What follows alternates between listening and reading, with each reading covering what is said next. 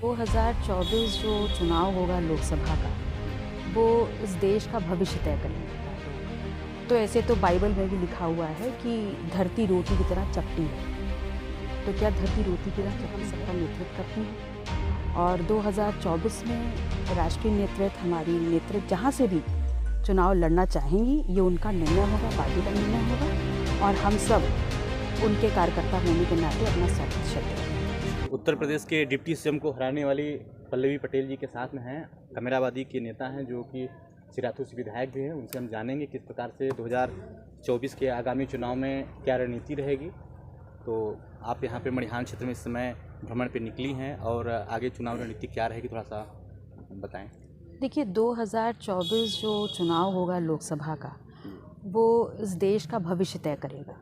और ऐसे में सबसे अहम हो जाता है कि क्षेत्र में जा कर के उनकी नब्ज़ टटोलें आप जनता की, और मुद्दों का निर्धारण करें कि किन मुद्दों को लेकर के विपक्ष सत्ता पक्ष के सामने खड़ा होगा और उस लड़ाई में जीत हासिल करेगा।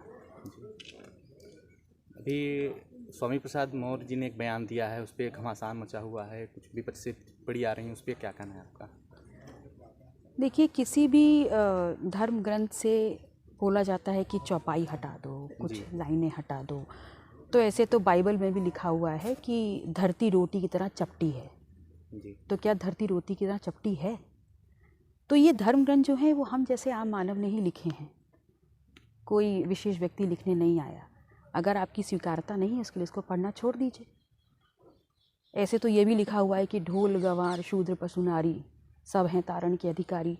मैं नारी हूँ, मेरी ताड़ना कोई करके देख तो ले। तो जब मैं स्वयं नहीं चाहती मेरी ताड़ना कोई करे, तो ग्रंथों में क्या लिखा है वो निराधार हो जाता है।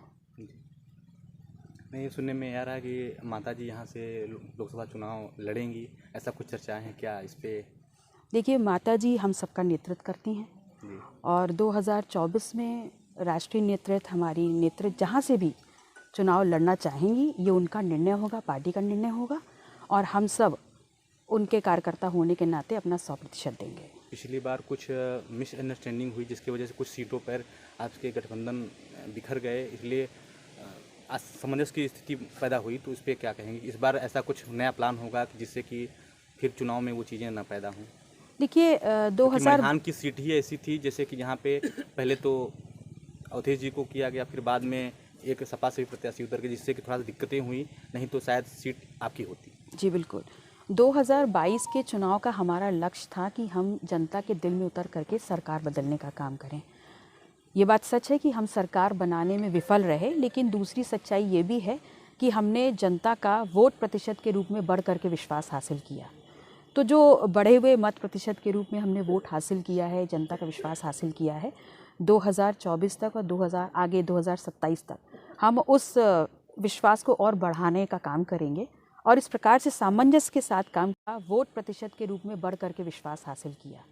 तो जो बढ़े हुए मत प्रतिशत के रूप में हमने वोट हासिल किया है, जनता का विश्वास हासिल किया है, 2024 तक और आगे 2027 तक हम उस विश्वास को और बढ़ाने का काम करेंगे, और इस प्रकार से सामंजस्य के साथ काम करें कि दोबारा विपक्ष को या जो सत्ता पक्ष में आज हैं उनको मौका न मिले हमें अपनी गद्दी से खसकाने का।